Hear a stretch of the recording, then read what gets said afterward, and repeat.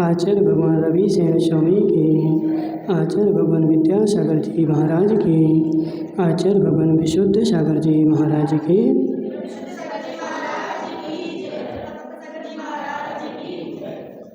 रावण के द्वारा पराजय को प्राप्त हो गया था और वह शोक मना रहा था। तो शोक मनाते मनाते वह चैत्यालय में बैठा था और वहाँ निर्वाण संगम नाम के मुनिराज आए और उन्होंने उसके लिए पूर्व भाव सुनाए और फिर वह समझा रहे थे कि हे इंद्र, तेरी रावण से पराजय क्यों हुई, कौन सा वह कारण है जिसके कारण तुझे पराजय का मुंह देखना पड़ा। तो उसका यहाँ पे बता रहे हैं। ठीक है, अरिंजयपुर नमक में बहिनी बेग नामक विद्याधर राजा था। सो उसने बेगवती रानी से उत्पन्न अहल्या नामक पुत्री का स्वयंवर रचा। उत्सुकता से भरे तथा यथा योग्य वैभव से सुशोभित समस्त विद्याधर दक्षिण श्रेणी छोड़ कर उस स्वयंवर में आए। एक कन्या का स्वयंवर रचा गया जिसका नाम था अहिल्या, नहीं आहल्या। ठीक है, आहल्या कन्या का स्वयंवर रचा गया। तो उस स्वयंवर में दूर दूर से राजा महाराजा आए। उत्कृष्ट संपदा से युक्त होकर आप भी वहाँ गए थे तथा चंद्रावर्त नगर का राजा आनंदमाल भी वहाँ आया था और इंद्र जो था वो भी वहाँ गया था और चंद्रावर्त का राजा आनंदमाल भी वहाँ आया था। सर्वांग सुंदरी कन्या ने पूर्व कर्म के प्रभाव से समस्त विद्याधरों को छोड़कर आनंदमाल को बरा। उसने क्या किया, आनंदमाल के गले में माला पहना दी। सो आनंदमाल उसे विवाह कर इच्छा करते ही प्राप्त होने वाले भोगों को उसी तरह उपभोग करने लगा कि जिस तरह इंद्र स्वर्ग में प्रतिदिन वृद्धि को प्राप्त होने वाले भोगों का उपभोग करता है। और ईर्ष्या जन्य बहुत बारी क्रोध के कारण तू उसी समय से उसके साथ अत्यधिक शत्रुता करने लगा। तो इंद्र गया था उस कन्या को ब्याहने और उसने इसको नहीं ब्याया। तो इंद्र ने क्या किया, आनंदमाल के साथ शत्रुता कर ली, जबकि आनंदमाल का कोई दोष नहीं था। समझ रहे ना। और संसार में ऐसे ही होता है, अपन शत्रुता कैसे कर लेती बताओ। शत्रुता का कोई और छोर नहीं होता है, वो तो ऐसे भी शत्रुता हो जाती कि जो चौखली अम्मा थी और खोडनी अम्मा दोनों बातें कर रही थी मंदिर में। जी वंश की अम्मा पहुंची तो वो शांत हो गई दोनों की दोनों। अब इन्होंने बोला कि हमारी ही चर्चा चल रही थी, जी दोनों हमारे लिए एक हमारी चर्चा कर रही थी, इसलिए तो शांत हो गई। और इन्होंने क्या किया, शत्रुता बांध ली, बैर बांध लिया। ठीक है, तो संसार में शत्रुता बांधने के लिए कोई काम नहीं चाहिए, कोई और छोर नहीं चाहिए, अपने आप जीव किसी ना किसी से शत्रुता बांध लेता। जबकि उसने स्वप्न में भी भले ना इनकी चर्चा करी हो, समझ रहे ना, लेकिन शत्रुता बांधने वाले ने बांध ली। तो ऐसे इसने भी क्या किया, आनंदमाल के साथ शत्रुता बांध ली। और तदनंतर कर्मों की अनुकूलता के कारण आनंदमाल को सहसा यह बुद्धि उत्पन्न हुई कि यह शरीर अनित्य है, अतः इससे मुझे कुछ प्रयोजन नहीं। काका जी बुद्धि उत्पन्न हो गई, शरीर अनित्य है और इस शरीर से मेरा कोई प्रयोजन नहीं, यह शरीर नाशवान है। मैं तो तप करता हूँ जिससे संसार संबंधी दुख का नाश होगा। देखो, इसीलिए बोलते हैं कि संसार जीवन के किसी भी क्षण में बैराग उमड़ सकता है। वह कन्या उसको मिल गई और भोग भोगते भोगते उसको बैराग हो गया। यह संसार जो है नाशवान है और शरीर जो है किसी भी प्रकार से प्रयोजनभूत नहीं है। और उसने उसको छोड़ करके और क्या किया, तप करने लगा।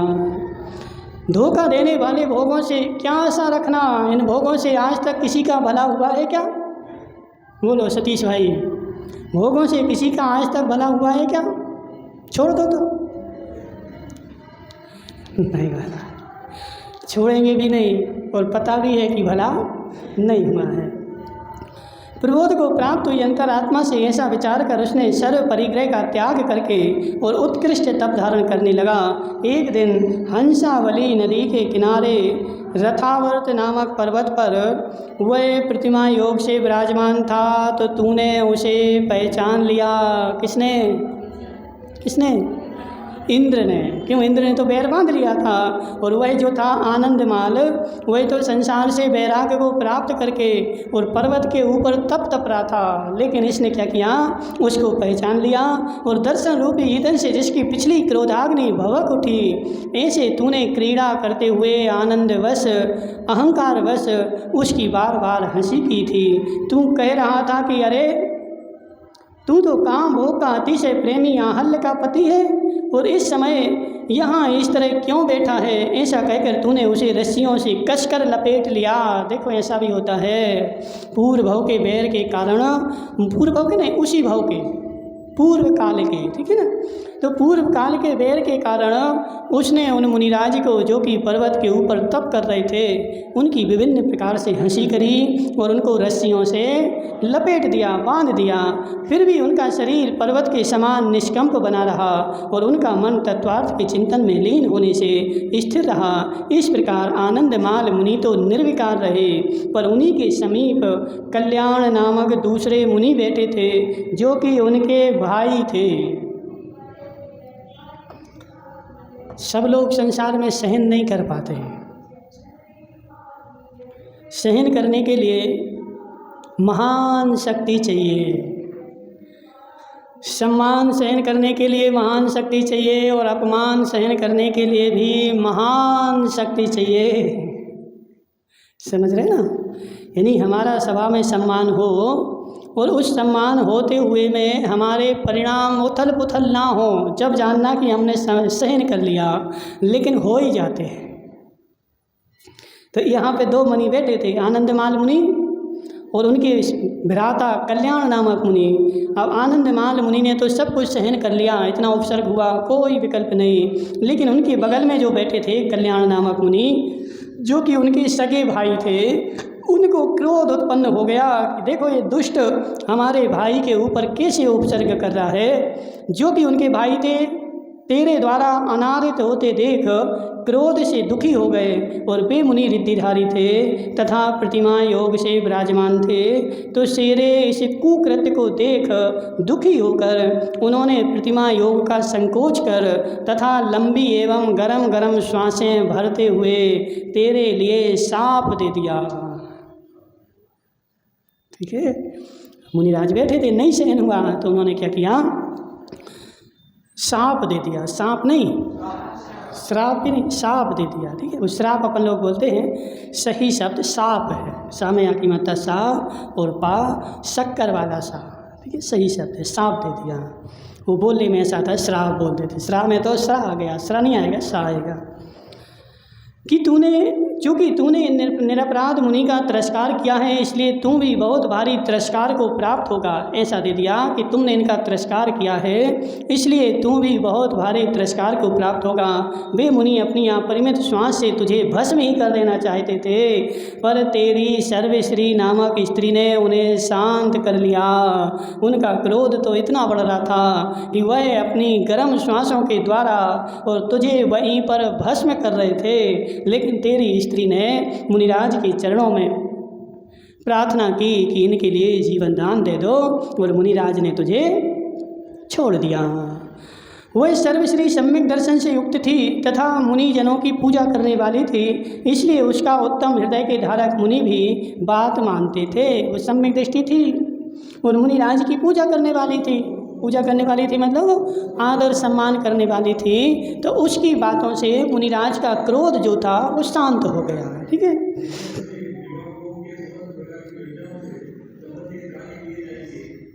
यदि वह साध्वी उन मुनिराज को शांत नहीं करती तो उनकी क्रोधाग्नि को कौन रोक सकता था। तीनों लोकों में वह कार्य नहीं जो तप से सिद्ध नहीं होता हो। यथार्थ में तप का बल सब बलों के सिर पर स्थित है, अर्थात सर्वश्रेष्ठ है। संसार में सबसे बड़ा कोई बल है तो वह तप का बल है, उसके सामने किसी की नहीं चलती। अब उस द्वारका को जलाया दीपायन मुनि ने, और उस द्वारका को बनाया किसने था?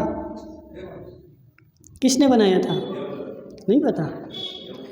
कुबेर के द्वारा द्वारका बनाई गई थी, जबकि कुबेर और उस भवनवासी देव अग्नि कुमार जिसने जलाया है, तो उस कुबेर के सामने उसकी शक्ति तो कुछ भी नहीं थी, लेकिन इनकी जो शक्ति थी वो तप के द्वारा उपार्जित हुई थी।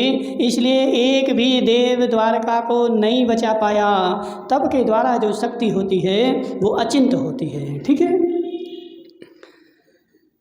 इच्छानुकूल कार्य करने वाले तपस्वी साधु की जैसी शक्ति कांति, द्युति अथवा धृति होती है, वैसी इंद्र की भी संभव नहीं। जो मनुष्य साधु जनों का तिरस्कार करते हैं वो त्रियंच गति और नरक गति में महान दुख पाते हैं। देख लो, जो जीव साधु जनों का तिरस्कार करते हैं वो क्या करते हैं? नरक गति में और त्रियंच गति में महान दुख पाते हैं। ठीक है। तो नरक गति त्रियंच गति के दुख नहीं पाना हो तो साधुओं का तिरस्कार नहीं करना। जो मनुष्य मन से भी साधु जनों का पराभव करते हैं वह परभव में उसे परलोक तथा इस-लोक में परम दुख देते हैं। अब सामने तो नहीं करते, लेकिन बाजार में बैठ करके तो करते हैं। तो यहाँ तो बोल रहे हैं कि वचनों से तो ठीक, मन में भी साधु जन का जो अपमान करता है, उनका तिरस्कार करता है, वह जीव अगले भाव में परम दुख को प्राप्त होता है। इसलिए अपन को क्या करना चाहिए? कभी भी साधु जनों का तिरस्कार नहीं करना चाहिए। और वास्तव में देखा जाए तो जैन साधुओं का तिरस्कार जैनों ने ही किया है, अजैनों ने नहीं किया। ठीक है ना। जैन साधु का तिरस्कार किसने किया? अपमान किसने किया? जैनों ने किया। अजैनों के तो इतनी श्रद्धा है, इतनी श्रद्धा है कि अभी हम लोग विहार करते हैं तो किसी नगर में जैन नहीं है तो अजैन अपना सारा घर खाली कर देता, महाराज हमारे घर में रुक जाओ, हम तो वहाँ चले जाएंगे, हमारा दूसरा घर खेत में बना है। समझ रहे ना। तो इतनी इसकी श्रद्धा रहती है, वो सारी सेवा करेगा, लोगों के लिए खाने पीने की सामग्री लाएगा, और क्या करना है वो बता दो। तो अजैनों की तो खूब श्रद्धा है। बदनाम कौन करता है? जैन ही बदनाम करते हैं, चौराहे पर बैठ करके और जमाने की बातें लगा करके, और वो ही क्या करते हैं। तो इसलिए यहाँ पर आचार्य बोल रहे कि उसे परभव में परलोक में परम दुख प्राप्त होता है। ठीक है। और कोई रोकने वाला नहीं है। जो दुष्ट चित्त का धारी मनुष्य निर्गंत मुनि को गाली देता है अथवा मारता है, उस पापी मनुष्य के विषय में क्या कहा जाए। मनुष्य मन वचन काय से जो कर्म करते हैं वे छूटते नहीं और प्राणियों को अवश्य ही फल देते हैं। इस प्रकार कर्मों के पुण्य पाप रूप फल का विचार कर अपनी बुद्धि धर्म में धारण करो और अपने आप को दुखों से बचाओ। धर्म में बुद्धि लगाओ और अपने आप को दुखों से बचाओ। इस प्रकार मुनिराज के कहने पर इंद्र को अपने पूर्व जन्मों का स्मरण आया। इस प्रकार मुनिराज ने बताया कि हे जीव, तू रावण के द्वारा पराभव को प्राप्त क्यों हुआ? तूने पूर्व भव में मुनिराज के ऊपर उपसर्ग किया था और उपसर्ग के बदले में उन मुनिराज ने तुझे शाप दे दिया था कि तू भी पराभव को प्राप्त होगा। इसलिए उसके कारण तुझे रावण के हाथ से पराजय स्वीकार करनी पड़ी।